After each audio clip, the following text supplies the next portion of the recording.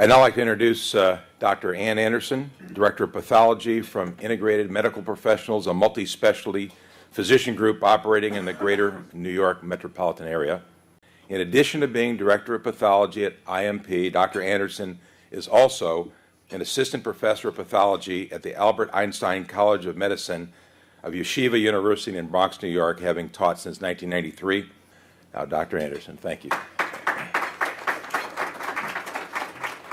This is a very, very easy talk for me to give because it's not really a talk. It's what we do every day at IMP. But we know that there are specimen errors occurring. We know it. We live it. One of the reasons we have specimen errors is because what we do is very complicated. There are many, many steps when we take a biopsy and we get a result. At each point along the path, there's a chance to make a mistake. So what do? We all know what we do. We collect specimens, we handle them, we analyze them, we diagnose them, we report our results, and then we treat the patient. We all know we worry about this. We have labeling systems, we have methods to ensure that we're getting it better. But despite all of this, errors still occur. So what we came up with a lot of thinking and a lot of planning, is a novel system. And what we want to do is we want to minimize the steps in the procedure, make the steps less, but maximize the ownership and the accountability. Decrease how many things we have to do and increase the level of security. This is lean. This is a lean process. We've done it, and we know it works. And the implementation of our system assures that no patient will be treated for a cancer that's not theirs. So we take a process that's very complex with multiple steps. We understand that there are occult provenance errors that are going to be there. We evaluate the process to reduce the number of steps, minimizing these errors.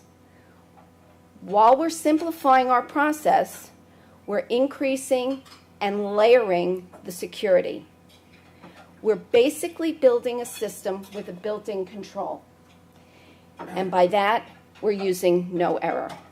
Now, the hallmark for us, for quality and best practice, includes the following: ownership, chain of custody, verification of our patient, verification of our process, overlapping security, keep it lean, and use no error. Ownership is patient-driven by introducing the no error identification, which the patient self-identifies. And the patient participates in the buccal swap. And let me tell you something, the patients love this. They love it. It gives them, before they even get their biopsy, a measure of control over what's going to happen to them.